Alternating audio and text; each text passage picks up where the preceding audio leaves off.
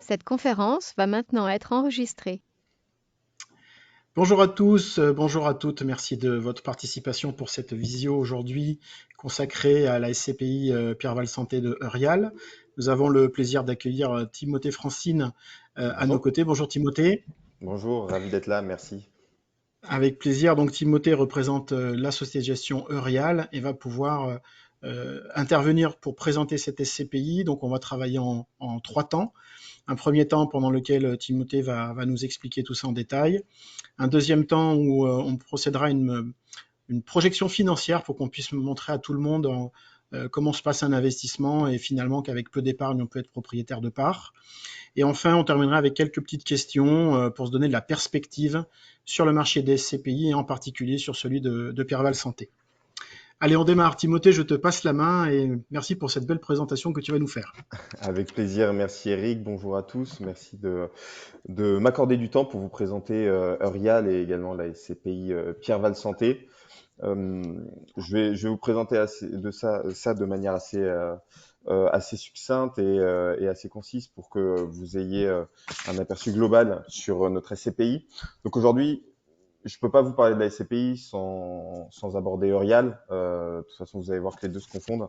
Aujourd'hui, Eurial, notre credo, c'est toute la santé, seulement la santé. Nous sommes un pure player sur la santé. Notre SCPI est spécialisé et leader en tant qu'SCPI de santé. On a été une des premières à se mettre sur ce marché-là. Et vous allez le voir au travers des différents chiffres que représentent Eurial et Pierre-Val Santé. Donc aujourd'hui, c'est ce que je vous disais, hein, Eurial et Pierre-Val Santé, les chiffres se croisent. Nous sommes à 2,5 milliards de capitalisation. 2,5 milliards de capitalisation, c'est notre SCPI, notre vaisseau amiral, qui représente aujourd'hui ce poids, avec une collecte très forte en 2019, 2020 et 2021. 2021, nous avons été, comme vous le voyez, à 780 millions d'euros de collecte sur l'année. Donc c'est la deuxième plus grosse collecte sur le marché des SCPI. Et nous mettons face à cela 910 millions d'investissements seulement sur l'année 2021. Donc une profondeur de marché qui est intéressante et importante. On va en reparler. Et qui va nous permettre justement de continuer cette année en 2022 cette tendance d'investissement. Aujourd'hui, la SCPI et Eurial comptent plus de 46 000 associés, donc des porteurs de parts. Il y a 46 000 personnes qui constituent cette SCPI. Et ces 2,5 milliards de capitalisation, ils représentent 209. Alors aujourd'hui, c'est 210 actifs. Hein. Les chiffres bougent et ils bougent vite au vu de la collecte, mais 210 actifs qui sont répartis sur plusieurs pays européens. J'y reviendrai également. Enfin, Eurial est une société en forte croissance. Nous étions auparavant, euh, la distribution était assurée par la française et nous avons internalisé cette distribution, ce qui fait que nous sommes en recrutement. Nous sommes aujourd'hui une soixantaine et nous serons sans doute 70 à la fin de l'année.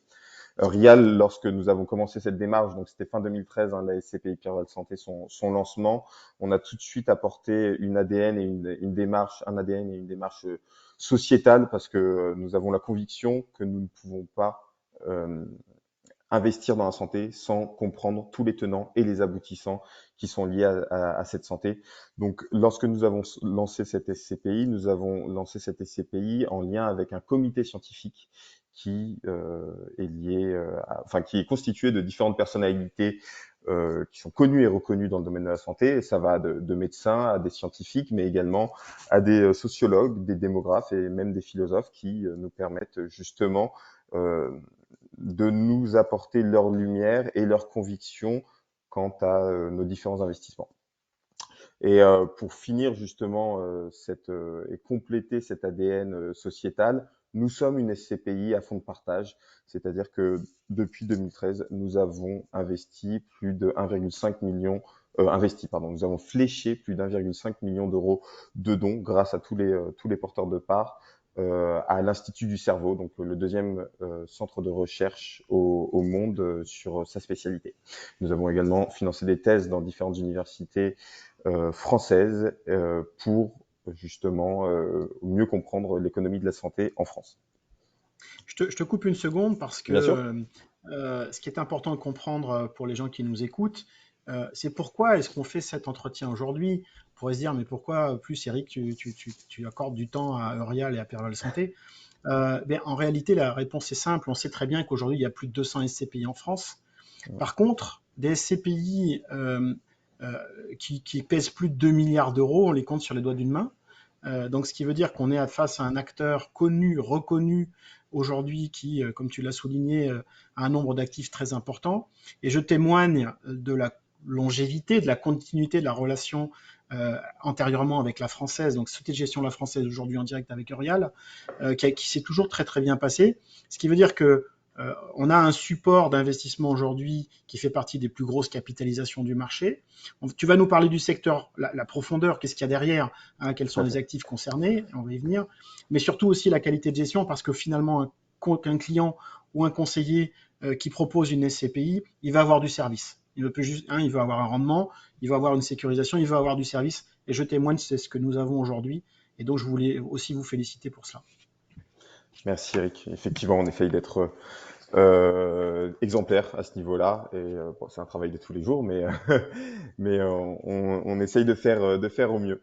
Mais effectivement, donc vous avez compris qu'on est une SCPI, on investit dans de l'immobilier de santé. Et pour investir dans de l'immobilier de santé, il faut forcément, mais très rapidement, faire un point sur l'économie de santé. Pourquoi elle a des atouts, cette économie? Tout simplement parce qu'il y a en fait un besoin structurel qui va croître dans le temps en Europe, mais pas que dans tous les pays occidentaux. Je ne vais pas reprendre tous les chiffres que vous voyez là, mais en gros, ça démontre une démarche globale qui est un allongement de l'espérance de vie, donc un vieillissement de la population, et également, mais à contrario, l'espérance de vie en bonne santé n'augmente pas proportionnellement au vieillissement de la population. Il y a un chiffre qui n'est pas là, mais que je vous donne très rapidement, qui moi personnellement m'a beaucoup marqué. Aujourd'hui en France, en 2016, il y avait 27 000 centenaires.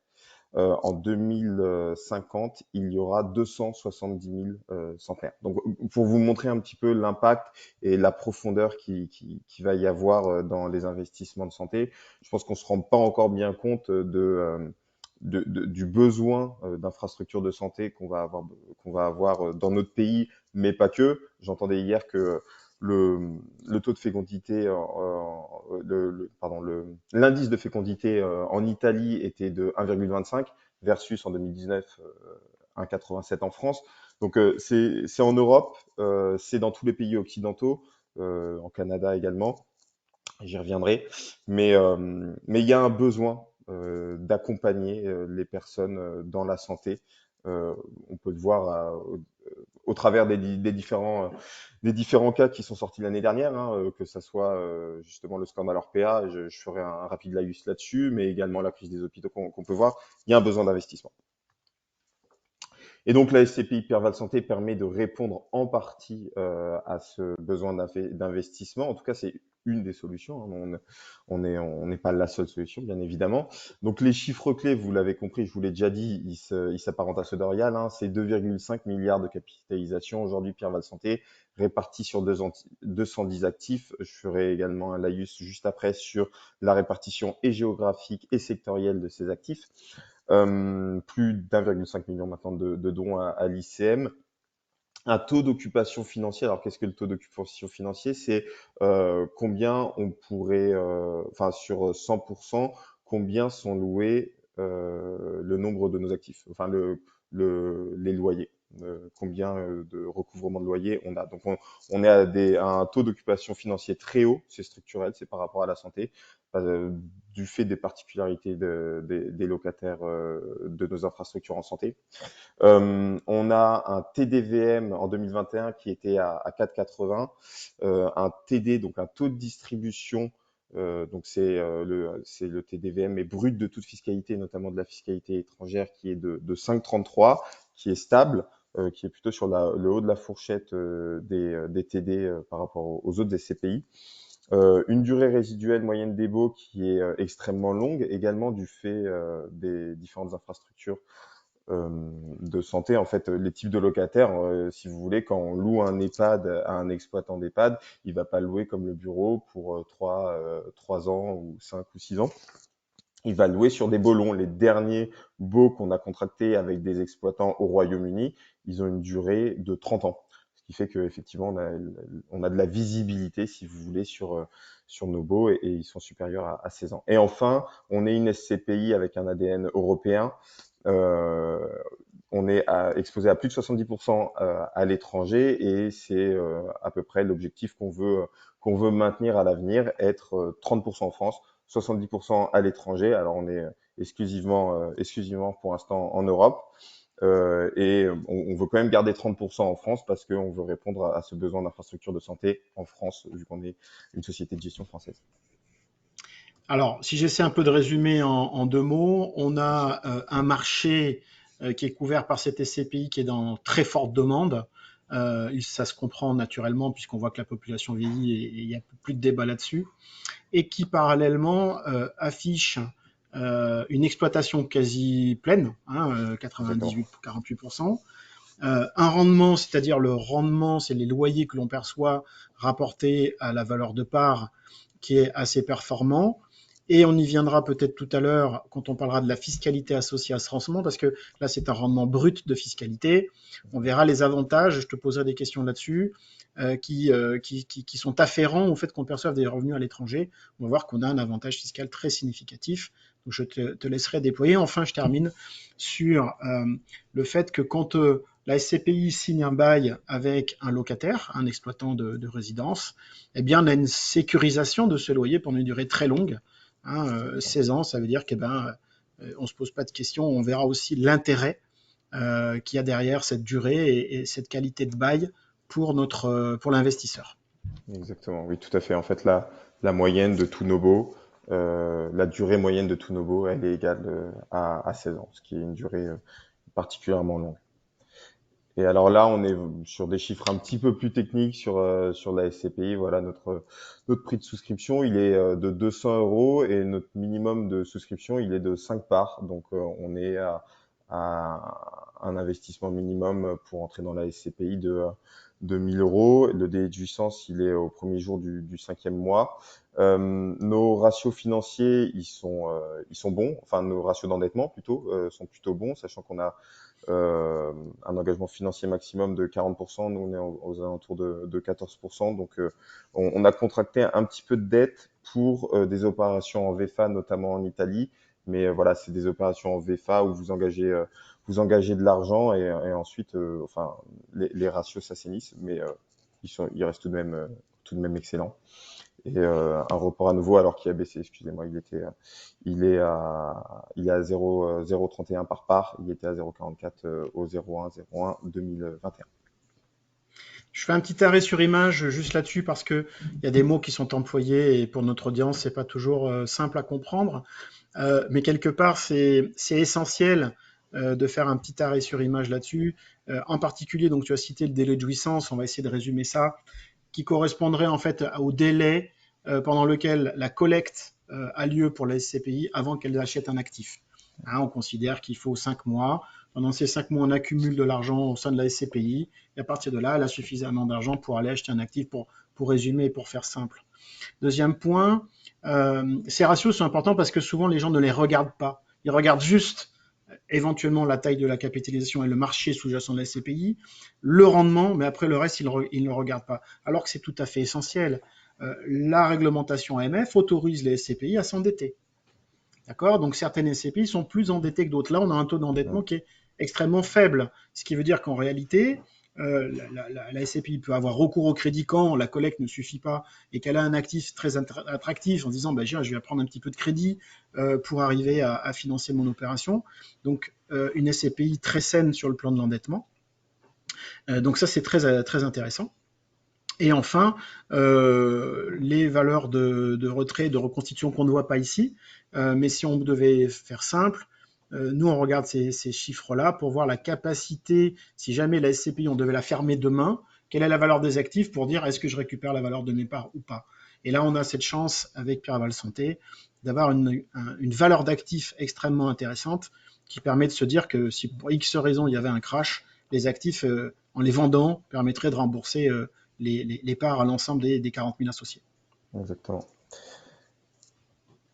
Et finalement, bon, bah, une fois qu'on a vu ces différents ratios, concrètement, de quoi est constitué notre SCPI Pierre Val Santé, je vous l'ai déjà dit, 210 actifs. Vous voyez la répartition géographique, comme je vous le disais, on a un ADN européen, principalement bien sûr français avec 29%. On s'est réexposé ce dernier trimestre un petit peu plus en France, mais à hauteur de 1% hein, finalement. Mais c'est vrai que quand vous achetez un EHPAD, bah, de suite, c'est 0,5% de votre capitalisation finalement. Hein. On est également très présent en Allemagne. On a été les premiers en Allemagne en termes des CPI de santé à s'implanter là-bas. On essaye en fait d'avoir toujours cette prime au premier. Euh, Par exemple, au Royaume-Uni, on est extrêmement bien implanté et on a un réseau de brokers qui nous apporte des affaires sur des actifs de santé, des affaires qui sont finalement off-market. Donc, si vous voulez, c'est parce qu'ils savent qu'on a une capacité à réagir rapidement et à pouvoir justement s'emparer de l'actif. Donc, ça nous permet d'avoir des prix plus attractifs. Et les brokers, eux, sont assurés qu'on fasse l'opération. Irlande, vous le voyez, 12,3%. On est le premier bailleur privé en Irlande sur des actifs de santé. Pays-Bas, on a également une forte exposition là-dessus. Espagne, Portugal, de manière plus minoritaire parce qu'on est arrivé il n'y a pas longtemps sur ces pays. Et en Italie, alors vous le voyez pas encore hein, sur cette carte parce que en fait, on est sur des opérations en VFA. Donc les opérations sont pas encore sorties de terre et sont pas encore dans les books, mais on va être très prochainement présent en Italie. Concernant la répartition sectorielle cette fois-ci, alors le secteur médico-social, qu'est-ce que c'est finalement? C'est là où on est le plus exposé. Le secteur médico-social, c'est ni plus ni moins que l'hébergement de santé. Donc vous le voyez, hein, c'est des EHPAD. On est exposé sur des EHPAD, mais principalement en Europe. Je crois qu'on a de mémoire 18 EHPAD en France et qui sont spécialisés plutôt sur des small et des mid-cap, donc plutôt des entreprises familiales, en tout cas pas de grands groupes. Pour répondre à la question qu'on nous pose souvent, on n'est pas exposé sur des EHPAD Orpea ou sur des EHPAD de Corian. C'est pas de notre fait, c'était une voie. En fait, quand on est allé les voir, on les intéressait pas forcément pour financer leur mur. Donc de facto, on s'est spécialisé sur des small et des mid cap. Et aujourd'hui, on est je vais pas dire qu'on est heureux de ne pas être exposé sur ce genre d'actifs, mais en tout cas, on a un portefeuille plutôt sain. Et le fait qu'on soit exposé dans des pays tels que l'Allemagne, le Royaume-Uni, ça nous permet également d'avoir une visibilité sur ce que font les exploitants également dans ces pays-là. Et on voit que la France a une particularité par rapport aux EHPAD. Par exemple, si je prends l'exemple de l'Allemagne, justement, en France, c'est très difficile d'avoir un agrément pour monter un EHPAD, mais les contrôles par la suite enfin, il y en a très peu. Je crois que l'ARS, si elle devait contrôler les EHPAD comme elle le faisait avant le scandale, elle contrôlait un EHPAD tous les 40 ans environ. En Allemagne, le problème est à l'inverse. Enfin, ils ont pris le problème à l'envers. Les agréments sont assez faciles à obtenir. Par contre, 2,5 milliards est alloué chaque année à des contrôles pour les EHPAD. Donc voilà pour le petit point EHPAD.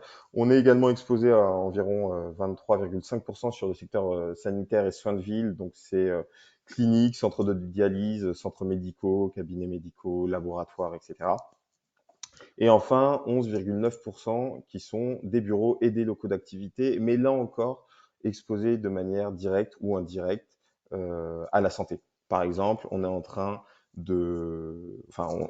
on finance, et c'est une opération qui est en VFA à Marseille, le siège social de Veracyte, qui est une entreprise, une biotech américaine, qui souhaitait avoir un siège social en Europe à Marseille. Et ben ça, on le finance parce que ça correspond à notre credo.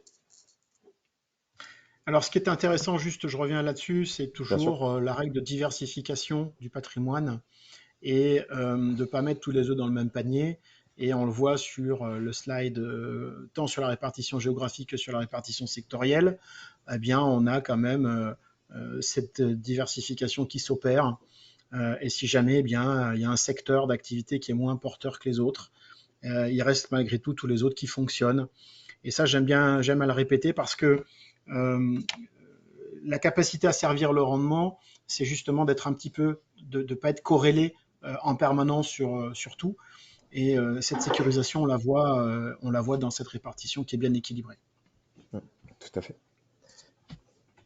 Et là, bah, c'est juste une manière différente de voir les choses, mais c'est par pays, voilà, cette fois en nombre d'actifs.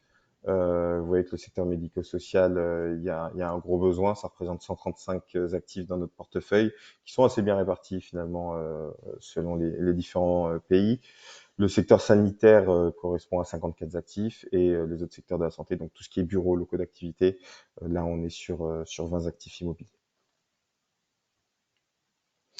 Donc, un rapide laïus également sur la contribution à la performance. Je trouve ça important d'en parler parce que finalement, on a souvent entendu dire cette année que les EHPAD, c'était le vilain petit canard qui cherchait absolument la rentabilité.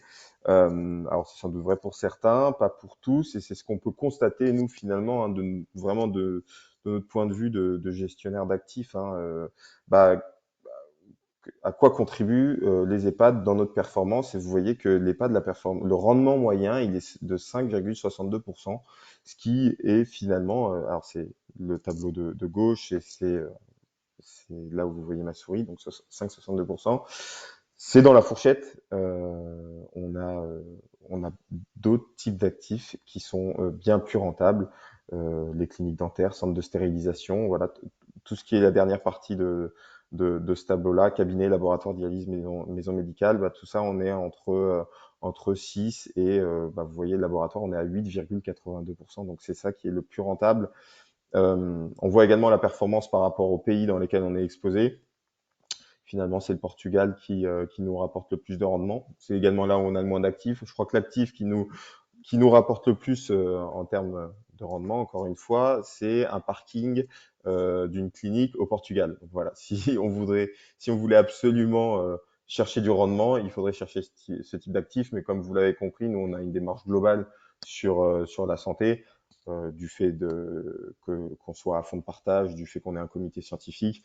On veut répondre à tous les besoins de santé, que ce soit l'hébergement, le soin, ou bien encore les bureaux et locaux d'activité. Je crois que j'ai terminé sur la présentation de notre SCPI. Eric, je pense que tu veux reprendre la main. Ouais, c'est très bien. Merci beaucoup, c'est très clair. Voilà, on beaucoup d'atouts pour cette SCPI. Ce que je vous propose quand on attaque le deuxième temps, donc ce que je vais faire, je vais reprendre la main ici sur le partage d'écran. Donc je vais partager mon écran et je vais aller sur mon outil professionnel qui s'appelle Visio, que vous devez voir à présent à l'écran, sur lequel je vais pouvoir réaliser une simulation d'investissement. Alors, l'idée, c'est que ça vous parle de manière assez simple. Donc là, ici, voilà, où on a plein de simulateurs différents pour nos activités de gestion de patrimoine. Donc là, je vais utiliser le simulateur SCPI qui est juste ici. On voit qu'on a la SI Pervial Santé qui s'affiche, sur laquelle on va travailler cet après-midi. Donc on voit ici les niveaux de performance, le taux d'exposition à l'étranger, la valeur de capitalisation. Et pour faire une simulation, c'est très simple. Alors je vais partir sur un investissement par exemple de 50 000 euros. Sur une durée de 10 ans, il faut rappeler que les SCPI sont des produits de long terme. La recommandation AMF est une détention de 10 ans en termes d'objectifs. Donc ici, le rendement est préformaté à 5, je peux le mettre à 5,33 comme celui de la SCPI. Les frais de souscription sont préformatés à 10, donc ça, c'est ce qu'on appelle les frais d'entrée. De toute façon, dès l'instant qu'on achète des actifs, souvent je prends l'exemple, les gens disent oui, ça peut paraître élevé, mais aujourd'hui, il faut bien imaginer que si j'achète un bien immobilier dans l'ancien, je vais payer à peu près 8% de frais de notaire. Donc c'est pas ça tant qui fait la différence. Ici, donc, on va retrouver, alors je peux pré-remplir ces chiffres avec les valeurs en cliquant ici de cette SCPI. J'ai la valeur de revenu à l'étranger qui s'affiche. Je vais prendre quelqu'un qui gagne 45 000 euros de revenus imposables. Et on voit que sur une durée de 10 ans, donc là aussi on était dans l'achète cash, alors je vais remettre 50 000, on aurait 182 euros de revenus nets par mois qui tombent. Donc c'est un formidable moyen de percevoir des revenus complémentaires, avec un rendement net à 361 qui tient compte de la fiscalité applicable, tant sur les prélèvements sociaux que sur l'impôt sur le revenu. Et donc au final, je mets 50 000 entre les loyers et l'augmentation de la valeur de part, j'arrive ici à un capital de 71 000 qui est constitué. Voilà, on peut s'amuser comme ça. Donc si on a des profils particuliers avec des gens qui disent, tiens, ben moi finalement, je voudrais placer mon argent et avoir un revenu avec le meilleur rendement possible, les SCPI en font partie, dont Pierreval Santé. Alors on a une autre formule qui est l'acquisition à crédit.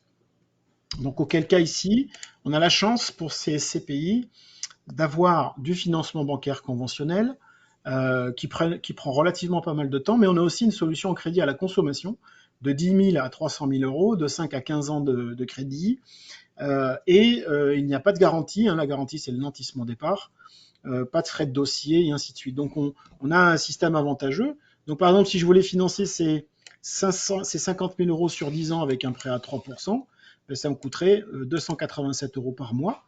Mais donc le rendement augmente de manière très forte. Pourquoi? Parce que les intérêts d'emprunt, ce coup-ci, sont déductibles du revenu foncier et viennent améliorer la performance économique de l'ensemble. Voilà, donc on peut travailler à l'envers. Les gens nous disent, tiens, je peux vous donner que 100 euros, 200 euros, 300 euros.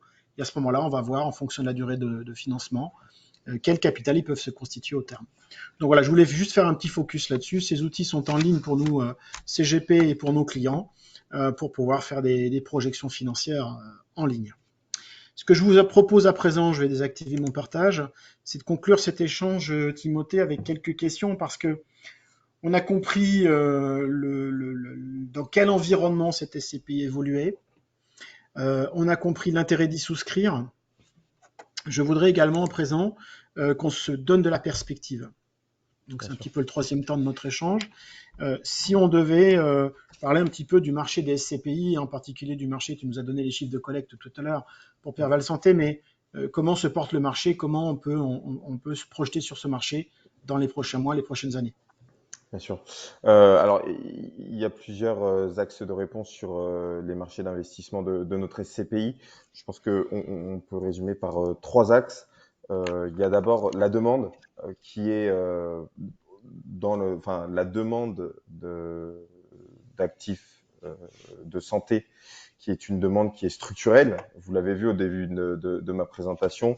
On est face à un vieillissement de la population. C'est un fait. Je veux dire, c'est pas un chiffre qu'on peut bidouiller. Voilà, exactement. On sait combien il y a de personnes qui sont des actifs aujourd'hui et qui seront plus tard des seniors. Donc c'est une demande qui est structurelle, qui est porteuse du coup, qui est croissante et qui est due à la démographie, notamment en Europe. Hein, c'est ce que je vous disais. C'est global. On le voit aussi que c'est porteur parce que il y a plus de 60% des investissements que l'on fait, ils sont dus à excusez-moi, j'ai perdu le fil et je suis un peu perdu. Non, en fait, simplement, on va avoir besoin de faire quelques petits éléments de présentation par la suite. Ouais. Donc, je t'ai désigné Oui, comme bien sûr, présentateur. pas de souci. Non, je vous Mais disais tout simplement que effectivement, on sait que c'est porteur parce que plus de 60% des affaires que l'on fait aujourd'hui sont apportées par nos exploitants actuels. Donc, si vous voulez, ils ont un besoin croissant d'actifs de santé et on est là pour les accompagner justement pour répondre à ce besoin. On a également un autre axe qui est, en fait, il y a de nouveaux marchés, des marchés géographiques, et ça me permet d'introduire le nouveau pays où on va aller investir, qui n'est autre qu'un pays outre-Atlantique, au Canada. Il y a un peu la même structuration en termes de besoins d'actifs de santé qu'en Europe, et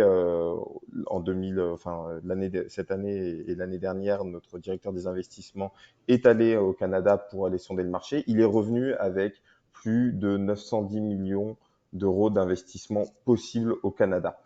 Ça ne veut pas dire qu'on va faire les 910 millions d'investissements, bien sûr que non, parce qu'on a un cahier des charges qui est très strict, notamment comme au Royaume-Uni, on souhaite que nos baux soient signés en euros. On veut éviter le risque de change. En tout cas, le risque de change, on ne veut pas le porter.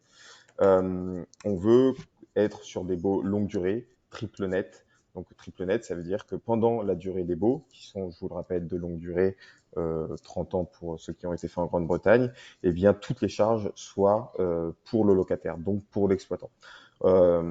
Et donc On va investir à la fin de l'année dans un premier actif au Canada, à Montréal, qui sera un actif d'hébergement pour seniors.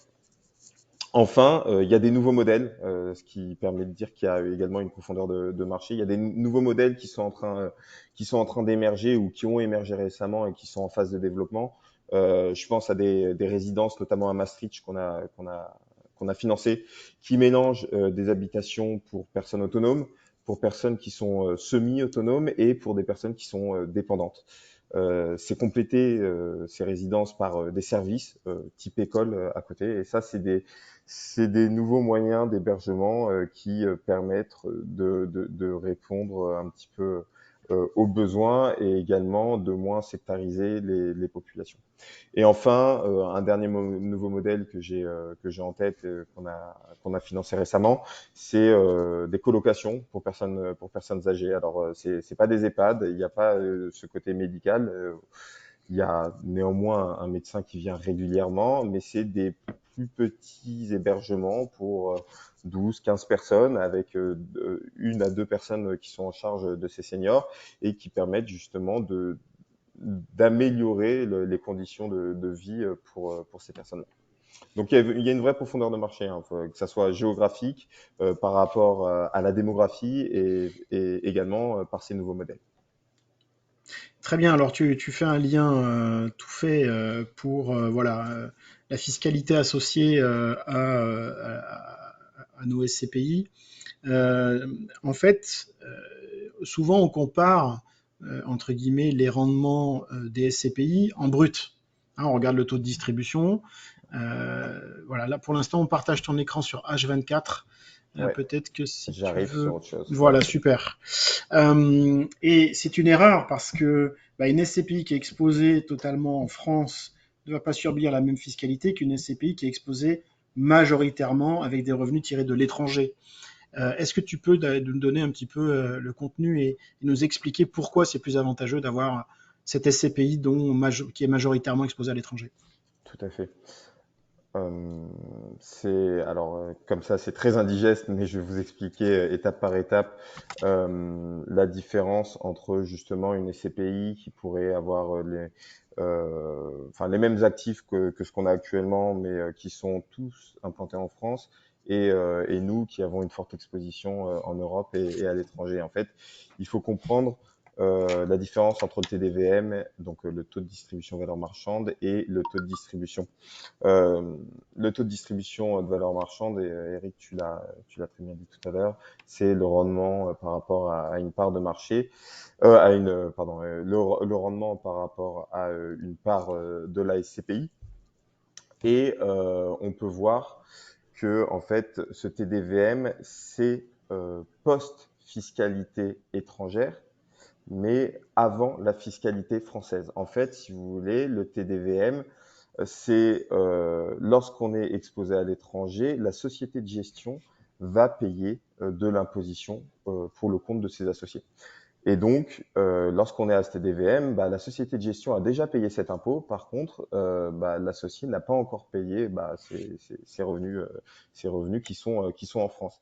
Et c'est pour ça qu'on peut voir sur cet écran, sur le tableau troisième ligne, un TDVM qui finalement est en baisse, mais comme vous pouvez le voir, c'est dû à notre exposition croissante à l'étranger.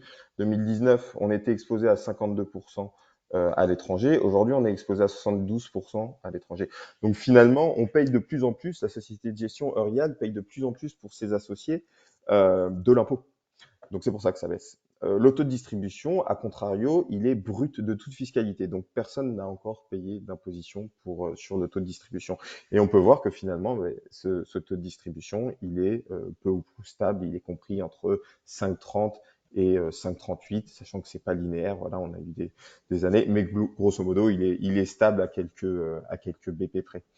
Cette dernière colonne qui est valable également pour l'autre tableau, c'est on a pris si la SCPI était exposée à 100% en France. Donc finalement, le TDVM et le taux de distribution seraient égaux à 4,70%. On a concrétisé tout ça sur des simulations par rapport aux différentes tranches marginales d'imposition. Alors vous m'excuserez, l'IS il est encore à 28%, on l'a pas mis à jour, mais on a calculé tous les différents impôts que payait la société de gestion en France et qu'est-ce que ça donnerait en rentabilité par rapport aux différentes TMI. Alors je prends une TMI à 30%, vraiment pour l'exemple. J'ai pas on pourrait prendre plus, on pourrait prendre moins, mais vous voyez que finalement avec une TMI à 30% et des prélèvements sociaux à 17,2, votre rentabilité sur une part de Pierre Val Santé, elle va être à 3,68%. Si on fait le distinguo avec une SCPI qui a les mêmes actifs et les mêmes rentabilités, mais qui a 100% exposé en France, finalement, la rentabilité passerait à 2,48%. Donc, vous avez 120 BP de différence du fait de notre exposition à l'étranger et 120 BP qui vont dans notre sens. Alors, si je peux faire un petit point là-dessus, c'est pas facile de comprendre pourquoi c'est beaucoup plus avantageux. On voit que les chiffres sont parlants. Si on compare la colonne purement française avec la colonne de Pierre Val Santé, on voit que les rendements sont nettement meilleurs. Les rendements nets, tout simplement parce que quand j'ai de la fiscalité étrangère, je ne vais pas rentrer dans les détails, mais pour faire simple, on peut considérer qu'on ne paye pas l'impôt deux fois. L'impôt qui a déjà été payé à l'étranger fait l'objet d'un crédit d'impôt pour l'impôt français, puisqu'il a déjà été prélevé à la source en Allemagne, en Irlande ou en Espagne. Eh bien, le détenteur de la part va bénéficier d'un crédit d'impôt et on va lui rembourser cet impôt, ce qui vient améliorer mécaniquement le rendement net d'impôt pour lui. Voilà, donc on a des écarts significatifs et c'est pour ça aussi que quand on compare les SCPI, en dehors de les comparer sur la valeur du taux de distribution, il faut les comparer aussi sur le taux de distribution rapporté à la proportion de ce loyer qui provient de l'étranger, auquel cas, quand c'est massivement à l'étranger, on voit qu'on a un avantage fiscal certain. Et c'est même marrant, c'est qu'on a certains clients qui sont dans les tranches marginales d'imposition extrêmement fortes, 41-45, qui finissent par renoncer à l'acquisition de parts de SCPI, tout simplement parce que la fiscalité sur la fiscalité française, on voit qu'on a des rendements en dessous de 2%, le rendement net. Et bien, si on fait du Pierre Val Santé, même dans ces tranches-là, on arrive à sortir des rendements aux alentours de 3,50, ce qui est remarquable. Faut pas Donc hésiter. voilà, faut pas hésiter. Non, je voulais qu'on fasse ce petit point là-dessus parce que c'est pas évident et la plupart de nos clients ne réalisent pas quand ils comparent une SCPI ce qu'il y a derrière, la fiscalité associée sur le rendement. Et nous, on parle toujours net de fiscalité et non pas en rendement brut. Sinon, on compare des choux et des carottes. Merci pour ces précisions. Simplement, un dernier point qui m'intéresse. On a parlé de perspective, on a parlé de fiscalité. Finalement, si je suis investisseur, il y a un dernier point qui va m'intéresser. J'ai compris que le marché était porteur. J'ai compris que ce Pierre Val Santé était très bien positionné et avait une profondeur de marché extrêmement forte. Qu'est-ce qui va me garantir finalement sa capacité à me verser le rendement dans le temps? Alors, on a vu la longueur des baux, mais il y a probablement d'autres facteurs aussi qui viennent concourir à cette sécurisation. Bien sûr.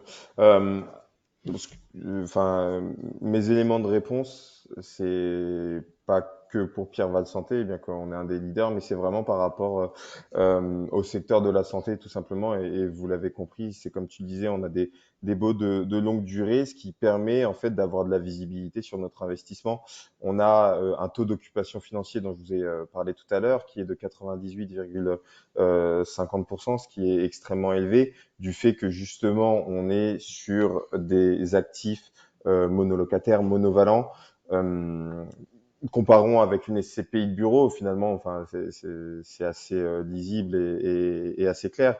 Lorsque vous avez une SCPI de bureau et que vous avez un immeuble, finalement, vos bureaux, enfin, votre immeuble il est divisé par le nombre d'entreprises qui sont occupées. Donc ça va, il y a des entreprises qui vont, il y a d'autres entreprises qui viennent. Avec un EHPAD, c'est pas ça.